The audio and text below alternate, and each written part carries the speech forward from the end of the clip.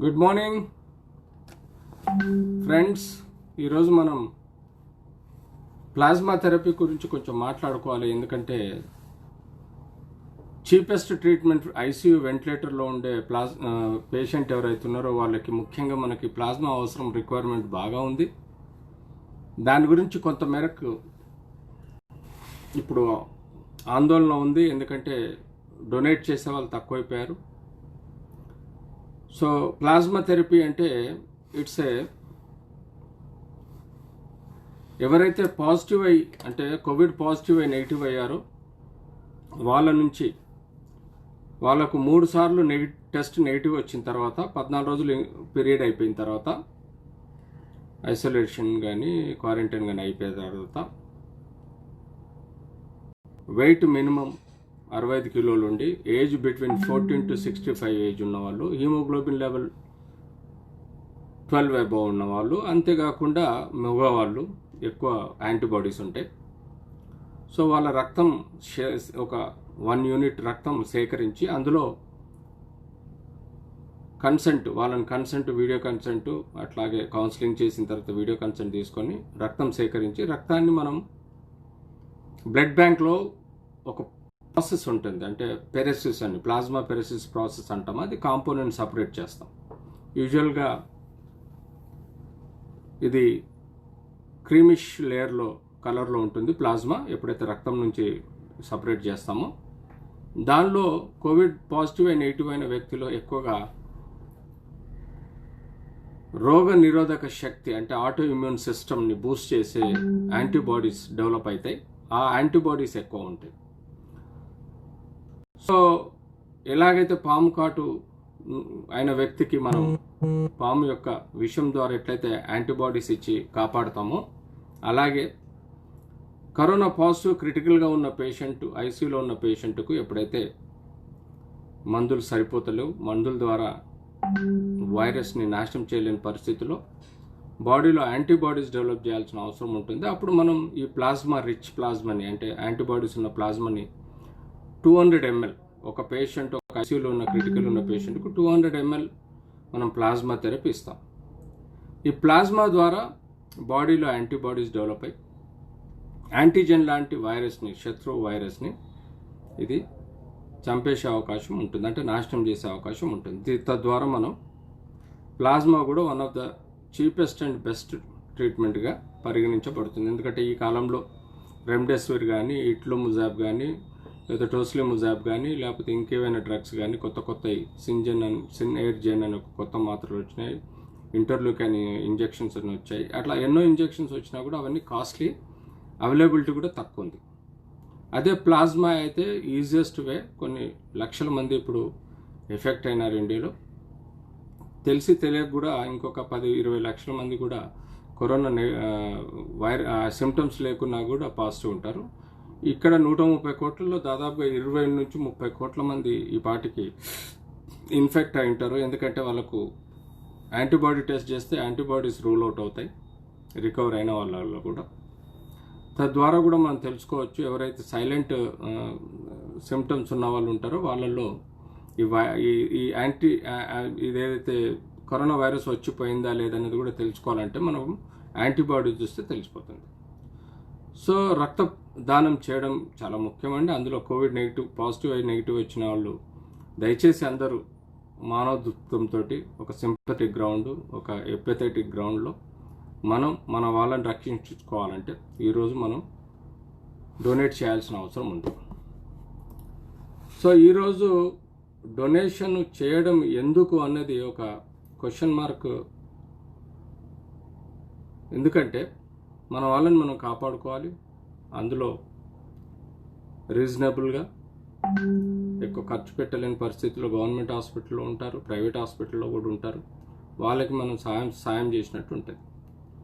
ఒక్కరు రక్తం ఇస్తే ఇద్దరికి దానం చేయొచ్చు, అంటే మీరు ఒక్కరు ఇద్దరిని కాపాడే అవకాశం ఉంటుంది. అది ఒకటి మనసులో పెట్టుకోవాలి. రెండోది, ఇట్స్ ఈజియెస్ట్ వే. ఒక యూనిట్ బ్లడ్ డొనేట్ చేయడంలో తప్పేం లేదు. శారీరకంగా మీరు ఏమి ఇబ్బందులు పడరు, ఎలాంటి వీక్నెస్గా అది ఉండదు, ఎలాంటి సమస్యలు కూడా రావు. మీరు ఐసీఎంఆర్ ఏవైతే రికగ్నైజ్డ్ సెంటర్స్లలో మీరు డొనేట్ చేస్తే, నిమ్స్ కానీ గాంధీ కానీ అట్లాంటి ఇన్స్టిట్యూషన్స్ మీరు డొనేట్ చేస్తే డెఫినెట్లీ తీసుకుంటారు. ఎవరైతే ఒక స్టిగ్మా వలన, కరోనా చేయబట్టి స్టిగ్మా వలన మీరు హాస్పిటల్కు కానీ బ్లడ్ బ్యాంక్ కానీ వచ్చి ఇవ్వలేని పరిస్థితి ఉంటే, గవర్నమెంట్ రెస్పాన్సిబిలిటీ ఇళ్లలో పోయి బ్లడ్ కలెక్ట్ చేసుకోవాల్సిన బాధ్యత తీసుకోవాలి దయచేసి. ఎందుకంటే కరోనా పాజిటివ్ వచ్చిన పేషెంట్స్ మొహమాటంగా భయంగా ఉంటారు, వాళ్ళు వచ్చి బ్లడ్ ఇవ్వడానికి మొహమాట పడతారు. గవర్నమెంట్ షుడ్ ఆర్గనైజ్ డిఎంఈ కానీ డిహెచ్ కానీ ఒక టోల్ ఫ్రీ నెంబర్తో ఒక బ్లడ్ బ్యాంక్ కనెక్ట్ అయ్యేటట్టు చూడాలి. కరోనా నెగిటివ్ అయిన పేషెంట్ ఇంటికే వచ్చి సఫిషియెంట్ బ్లడ్ కలెక్ట్ చేస్తే అప్పుడు వాళ్ళకు మొహమాటం లేకుండా ఇచ్చే అవకాశం ఉంటుంది. కాబట్టి ప్లీజ్ గవర్నమెంట్ కూడా ఇందులో చేసుకోవాలి. రెండోది, మన తెలంగాణలో ఉన్న ఎన్జిఓస్ అందరూ దయచేసి, తెలంగాణలో ఆంధ్రలో ఉన్న ఎన్జిఓస్ కూడా ఇప్పుడు ప్రమోట్ చేయాల్సిన అవసరం ఉంది. ప్లాస్మా రిక్వైర్మెంట్ ఎంత ఉంది, ఎంత ఇంపార్టెన్స్ అనేది కూడా ఆలోచించాలి. ఎందుకంటే మేము దాదాపుగా 500 మందిని రిక్వెస్ట్ చేస్తే ఓన్లీ 56 మంది ఇచ్చారు. అలా కాకుండా రక్తం ఇవ్వడంలో తప్పు లేదు. రక్తం ఇచ్చిన తర్వాత ఎలాంటి విపత్తు ఉండదు వ్యక్తిగతంగా. సో గవర్నమెంట్ ఏజెన్సీస్ ఇందులో ఇన్వాల్వ్ అయ్యి, ఎన్జిఓస్ ఇందులో ప్రమోట్ చేసి మనమంతా కలిసి కట్టుగా డొనేట్ చేయాల్సిన అవసరం ఉంది. ఎంతోమంది రికవర్ అయిన పేషెంట్స్ డొనేషన్ ఇచ్చిన తర్వాత ఐసీయూలో రికవర్ అయిన ఎంతోమంది చాలా హ్యాపీగా ఉన్నారు. సో ఆ విధంగా డొనేషన్ ఇచ్చిన వాళ్ళు, డొనేషన్ తీసుకున్న వాళ్ళు, బ్లడ్ ట్రాన్స్ఫ్యూజన్ అయిన వాళ్ళు కూడా చాలా హ్యాపీగా ఉన్నారు. ఎలాంటి సీరియస్ మ్యాటర్ లేదు. కాబట్టి మీరు దయచేసి సహకరించాలి. ఇలాంటి సమయంలో ఎన్జిఓస్, గవర్నమెంటు, సోషల్ మీడియా, అంతేకాకుండా మీడియా తప్పకుండా హెల్ప్ చేసి వీళ్ళని ప్రమోట్ చేసే విధంగా, అంటే బ్లడ్ డొనేట్ చేసే విధంగా, ప్లాస్మా ట్రీట్మెంట్ కోసం బ్లడ్ డొనేట్ చేసే విధంగా మొబిలైజ్ చేయాలి. ఈ సమయంలో రెడ్ క్రాస్ సొసైటీ వాళ్ళు, లయన్స్ క్లబ్ వాళ్ళు, రోటరీ క్లబ్ వాళ్ళు, వాసవి క్లబ్ వాళ్ళు, ఇట్లా వేరియస్ ఆర్గనైజేషన్స్, ప్రపంచంలో ఉన్న ఆర్గనైజేషన్స్ అన్నీ సమాయత్తమై దీన్ని ప్రమోట్ చేయాలి.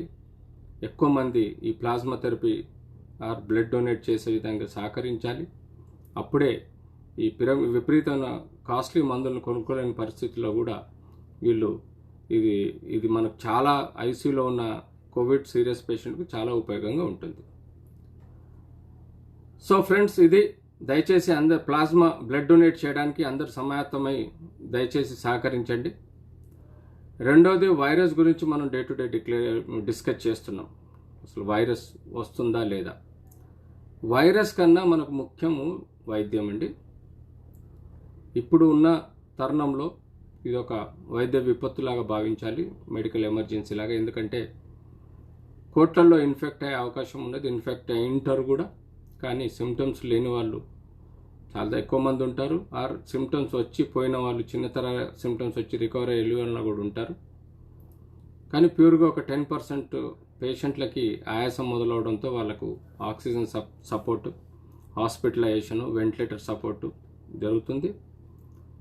10% అడ్మిట్ అయితే 8% వరకు రికవర్ అయ్యి ఇంటికి వెళ్ళిపోతున్నారు. ఓన్లీ 2% వరకు వెంటిలేటర్ ద్వారా చనిపోయే అవకాశం ఉంది. ఎందుకంటే అది వైరల్ లోడ్ను బట్టి, కోమార్బిడ్ డిజీజెస్ని బట్టి, కిడ్నీ ప్రాబ్లంని బట్టి, లివర్ ప్రాబ్లంని బట్టి, హార్ట్ ప్రాబ్లంని బట్టి, ఇలాంటి మైస్థీనియా గ్రేవిస్ అనే ఒక వ్యాధి వలన కూడా కొంతమంది యంగ్ పిల్లలు చనిపోతున్నారు. సో ఈరోజు మనకు కావాల్సింది డెఫినెట్లీ వ్యాక్సిన్ ఏదో ఒక రోజు వస్తుంది, వచ్చేంత వరకు వెయిట్ చేద్దాం. ఈరోజు మనకు కావాల్సింది ఏంటంటే బేసిక్ ఆక్సిజన్ థెరపీ మనకు ప్రతి వాడలో ఉండేటట్టు కాలనీ వాళ్ళు కానీ, ఆ ఏరియా వాళ్ళు కానీ సమాయత్తమై ఒక కమ్యూనిటీ సెంటర్లో ఒక 4 బెడ్లు వేసుకొని దానికి ఆక్సిజన్ కనెక్షన్ పెట్టుకుంటే డెఫినెట్లీ మీ వాడలో రేపు ఏదైనా ఎమర్జెన్సీ వచ్చినప్పుడు వాళ్ళకి సహాయ సహకారాలు అందుతాయి. అంతేకాకుండా కుటుంబంలో ఒకరిద్దరు హెల్త్ వర్కర్స్గా ట్రైనింగ్ కావాలి. అది నర్సింగ్ కానీ, లేకపోతే టెక్నికల్ ట్రైనింగ్ కానీ, లేకపోతే అన్స్కిల్డ్ ట్రైనింగ్ అంటే ఆయా రూపంలో కానీ ఫ్యామిలీలో ఒక పర్సన్ ట్రైనింగ్ అవుతే అది రేపు మీకు మెడికల్ ఎమర్జెన్సీలో చాలా యూజ్ అవుతుంది. ఎందుకంటే మార్కెట్లో ఇప్పుడు ఈ సొసైటీలో హెల్త్ వర్కర్స్ కొరత ఎక్కువగా ఉంది. సో వ్యాక్సిన్స్లలో మనకు చైనా, యుఎస్, అలాగే జర్మనీ, బ్రిటన్, ఆస్ట్రేలియా, ఇండియా ఇలాంటి కంట్రీస్లలో చాలా వరకు కంపెనీస్ వ్యాక్సిన్స్ 3వ దశకు వచ్చి ఇంట్రొడ్యూస్ చేయడానికి రెడీ ఉన్నాయి. సో మన ఇండియాలో భారత్ బయోటెక్ మరియు జైడస్ ఈ 2 వ్యాక్సిన్స్ ఇప్పుడు ముందొస్తున్నాయి. అందులో భారత్ బయోటెక్ నిన్ననే NIMS institute of medical science NIMS పంజగుట్టలో మనకు క్లినికల్ ట్రయల్స్ మొదలైనవి. ఇప్పటివరకు ఎలాంటి సైడ్ ఎఫెక్ట్స్ కానీ కాంప్లికేషన్స్ కానీ లేవు, అంటే సేఫ్టీ ఈజ్ బెటర్. తర్వాత నిన్ననే అమెరికాలో మోడర్నా అనే ఒక వ్యాక్సిన్ రావడం, చైనాలో వుహాన్ ఇన్స్టిట్యూట్ ఆఫ్ సైనోఫార్మ్ అనే ఇన్స్టిట్యూషన్ కూడా ఒక వ్యాక్సిన్ని ఇంట్రడ్యూస్ చేసింది. యుఎస్లో మోడర్నా నోవోవేర్ అనే ఒక వ్యాక్సిన్ ఇంట్రడ్యూస్ చేయడం జరిగింది. బ్రిటన్లో అంటే లండన్లో, యూకేలో ఆస్ట్రాజెనికా అండ్ ఆక్స్ఫర్డ్ యూనివర్సిటీ కూడా ఒక వ్యాక్సిన్ ఇంట్రడ్యూస్ చేయడం జరిగింది. అలాగే ఆస్ట్రేలియాలో వెవ్లైన్ అనే ఒక కంపెనీ కూడా వ్యాక్సిన్ ఇంట్రడ్యూస్ చేయడం జరుగుతుంది. కాబట్టి ఇప్పుడున్న వ్యాక్సిన్స్ అన్నీ మనకు వితిన్ షార్ట్ టైంలో రావచ్చు.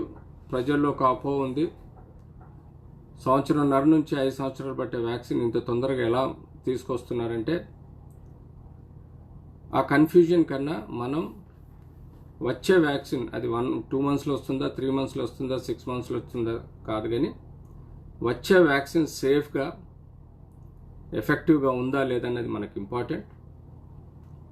సో మనం వెయిట్ చేద్దాం. వచ్చిన వ్యాక్సిన్ని ఒక క్లినికల్ ట్రయల్ రూపంలోనే మనం వాడుకుందాం. సక్సెస్ అవ్వాలని కోరుకుంటాం.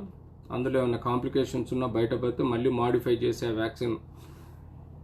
చేసి మళ్ళీ ప్రజెంట్ చేసే అవకాశం ఉంటుంది. కాబట్టి వ్యాక్సిన్ గురించి కంగారు పడకండి. ఈరోజు ముఖ్యంగా మనకు ఆర్థిక ఇబ్బందులు ఉన్నాయి, మానసిక ఇబ్బందులు ఉన్నాయి. ఆర్థిక ఇబ్బందులు కలిపి ఈ కోవిడ్ పేషెంట్స్ని ట్రబుల్ చేస్తున్నాయి. ఈరోజు గవర్నమెంట్ హాస్పిటల్లో రోజు న్యూస్ చూస్తుంటే బాధాకరం అనిపించి వ్యక్తులు ఎక్కువగా భయపడి గవర్నమెంట్ హాస్పిటల్ పోకుండా ప్రైవేట్ హాస్పిటల్ని ఆశ్రమిస్తున్నారు. కానీ అక్కడ ఉన్న ఖరీదైన ట్రీట్మెంట్కి వెనక ముందాడుతున్నారు. లక్షలు ఖర్చు పెట్టిన శవాన్ని ఇంటికి తీసుకుపోయేటప్పుడు ముట్టుకోకుండా కలవకుండా శవాన్ని దహనం చేయడం అన్నది మానసికంగా కూడా కుటుంబ సభ్యులందరికీ, మానసికంగా పేషెంట్కి కూడా దెబ్బతింటున్నారు. సో ఇలాంటి విపత్తును మనం ఊహించలేం. ఒక వ్యక్తికి కరోనా వస్తే ఇమ్మీడియట్లీ వచ్చి కార్పొరేట్ హాస్పిటల్ అడ్మిట్ చేసి లక్షలు ఖర్చు చేసినా కూడా కనీసం అతన్ని రోజు కలిసి తినిపించే విధంగా లేదు. అటెండర్లు దూరం ఉండాల్సి వస్తుంది. దీనివల్ల కూడా పేషెంట్ మానసికంగా దెబ్బతిని ఇంకా డిటోరియేట్ అవుతున్నాడు. బంధువులలో కూడా పాపం బాధాకరమైన విషయం, శవాన్ని కూడా దహనం చేయలేని పరిస్థితిలో సతమతం అవుతున్నారు. కానీ ఫ్రెండ్స్, సరే కరోనా యాక్టివ్ డిజీజ్గా ఉన్నప్పుడు పీపీ కిట్ వేసుకొని పేషెంట్ దగ్గరికి బంధువులు పోలేని పరిస్థితుల్లో దూరం నుంచి అబ్జర్వ్ చేయాల్సిన రోల్ ఉంటుంది. కానీ చనిపోయిన తర్వాత ప్రాపర్గా బాడీని స్టెరిలైజర్స్తో స్ప్రే చేసి ఎప్పుడైతే ప్లాస్టిక్ కవర్లో ప్యాక్ చేస్తామో వైరస్ సోకే అవకాశం 0.1 కూడా లేదు, ఉంటే 0.1 ఉంటుంది. సో శవాన్ని మీరు బంధువులైనా జాగ్రత్తగా ఉంటూ మీరు ఆ శవాన్ని ఒక వ్యక్తి ప్రాపర్గా శానిటైజ్ చేసి ప్లాస్టిక్ కవర్లో సీల్ చేసి బంధువులంతా కలిసి వెళ్ళి దహనం చేస్తే తప్పేం లేదు. కాస్త ఫేస్ మాస్క్, ఫేస్ షీల్డ్ లాంటివి ధరించి, గ్లోవ్స్ ధరించి మీరు కావాలంటే దహనం చేయొచ్చు. దయచేసి శవానికి దూరంగా ఉండకండి, మీరు బాధపడకండి. దహనం కలిసి చేయండి, కానీ జాగ్రత్తగా కలిసి చేయండి, అందులో తప్పేం లేదు. శవంతో వైరస్ సోకదు. ఇది చాలా మిస్అండర్స్టాండింగ్ ఉంది పబ్లిక్లో. శవాన్ని అసలు గవర్నమెంట్ మొదటి నుంచి ప్రాపర్గా స్టెరిలైజ్ చేసేసి డిస్ఇన్ఫెక్ట్ చేసి ప్రాపర్ ప్యాకింగ్తో శవాన్ని అప్పచెప్పి ఉంటే బాగుండేది. అలా చేయట్లేదు. ఎందుకు చేయట్లేదంటే అలా ఇవ్వటం వల్ల మళ్ళీ ఓపెన్ చేసి వీళ్ళు కావాల్సిన ఫార్మాలిటీ చేసి శవ చేస్తే మళ్ళీ అది వ్యాప్తి చెందుద్దనే భయం కూడా గవర్నమెంట్ ఆఫీసర్స్లో ఉంది కాబట్టి అప్పుడు శవాన్ని ఇవ్వలేదు. కానీ ఇప్పుడు ప్రాపర్గా డిస్ఇన్ఫెక్షన్ చేసి ప్యాకింగ్ చేసి శవాన్ని బంధువులకు ఇస్తే తప్పులేదు. తొందరగా దహనం చేయాల్సిన అవసరం ఉంటుంది, తొందరగా క్రిమేషన్ చేయాల్సిన అవసరం ఉంటుంది. ఆ పద్ధతి ద్వారా మనం చేయాల్సిన అవసరం ఉంది. ఫ్రెండ్స్, ఒకటి బ్లడ్ డొనేట్ చేయండి, ప్లాస్మా ఇవ్వండి. ఒక్కరు బ్లడ్ డొనేట్ చేస్తే ఇద్దరిని మీరు బతికించవచ్చు. ఒకటో ఫ్యాక్టర్. వ్యాక్సిన్ గురించి మీకు ఎలాంటి కంగారు లేదు. వ్యాక్సిన్ వస్తుంది. వచ్చిన రోజు మనం చూసుకుందాం. ఈరోజు ఎందుకంటే 100%లో 90% రికవర్ అవుతున్నారు. 10% హాస్పిటల్ అడ్మిట్ అయినా ఓన్లీ 1 to 2% చనిపోతున్నారు. 8% రికవర్ అవుతున్నారు. ఎస్, డ్రగ్స్ చాలా కాస్ట్లీ అయినాయి. బ్లాక్ మార్కెటింగ్ జరుగుతుంది. దాన్ని గవర్నమెంట్ డ్రగ్ కంట్రోల్ చేయాల్సిన రోల్ ఉంటుంది. గవర్నమెంట్ను డ్రగ్ కంట్రోల్ వాళ్ళని రిక్వెస్ట్ చేస్తున్నాను అలాంటివి చూసుకోమని. అలాగే ప్రైవేట్ హాస్పిటల్లో కొన్ని హాస్పిటల్లో కొంత మేరకు ఛార్జెస్ పెరిగినాయి. 30,000, 60,000, 60,000, ₹1,00,000 ఛార్జ్ చేస్తున్నట్టు మేము విన్నాం. ఇది కొంతమేరకు ప్రైవేట్ సెక్టార్లో ఖర్చులు పెరిగినాయి. ఒకప్పుడు సిస్టర్కు 15,000 ఇవ్వాల్సింది వాళ్ళ 30,000 నుంచి ₹40,000 శాలరీస్ ఇస్తున్నాం. పీపీ కిట్ల ధరలు పెరిగినాయి. ఒక పేషెంట్కు ఆన్ అన్ యావరేజ్గా ఇదివరకు 20,000-25,000 ఖర్చు అయ్యేది, వాళ్ళ 40,000 నుంచి ₹60,000 ఖర్చు వస్తున్నాయి మెటీరియల్. దానివల్ల ప్రైవేట్ హాస్పిటల్లో ఖర్చు పెరిగింది. Okay, accept it. 60,000 నుంచి 80,000 వరకు ఛార్జ్ చేయొచ్చు. కానీ 1,20,000 ఛార్జ్ చేసే కార్పొరేట్ హాస్పిటల్ రిక్వెస్ట్ చేస్తున్నాను, దయచేసి అలా ఎక్కువ ఛార్జ్ చేయకుండా మన ప్రజల్ని సహాయం చేద్దాం. హ్యూమానిటేరియన్ గ్రౌండ్స్లో, సింపథెటిక్ అండ్ ఎంపథెటిక్ గ్రౌండ్స్లో మనం వాళ్ళకి సహాయం చేద్దాం. సో ప్రైవేట్ హాస్పిటల్స్ ఓనర్స్ కూడా నేను రిక్వెస్ట్ చేస్తున్నాను, సహకరించండి. అలాగే బ్లాక్ మార్కెటింగ్ చేసే డ్రగ్ కంపెనీస్ను, హోల్సేలర్స్ని, మెడికల్ షాప్ ఓనర్స్ని రిక్వెస్ట్ చేస్తున్నాను, దయచేసి ప్రజలకు ఇప్పుడు అందుబాటులో ఉండండి. ఎలాంటి డ్రగ్స్ కానీ ఎలాంటి సర్జికల్ ఐటమ్స్ కానీ మీరు బ్లాక్ మార్కెటింగ్ చేయకండి. దాన్ని చేయటం వల్ల మీ ప్రజలే, మన ప్రజలే దెబ్బతింటారు. ఆర్థిక పరిస్థితి క్షీణించిపోతే రేపు మరణాలు, ఆర్థిక పరిస్థితుల వల్ల కూడా మరణాలు ఎక్కువ అయ్యే అవకాశం ఉంటుంది. కాబట్టి దయచేసి అట్లాంటి విపత్తు రాకుండా చూసుకోండి. సో సహకరించండి. శవాన్ని దూరం పెట్టాల్సిన అవసరం లేదు. శవాన్ని ప్రాపర్గా డిస్ఇన్ఫెక్షన్ చేసి ప్యాకింగ్ చేసి మీరు కుటుంబ సభ్యులు వెళ్ళి దానం చేయొచ్చు. దానం చేసేటప్పుడు మీరంతా మాస్కులు ధరించి చేతి గ్లౌజులు వేసుకొని జాగ్రత్త తీసుకోవాల్సిన అవసరం ఉంది. అంతగా వరి అవ్వాల్సిన అవసరం లేదు. శవంతో మనకు వైరస్ సోకదు. Thank you so much friends. This is the information for today. Thank you.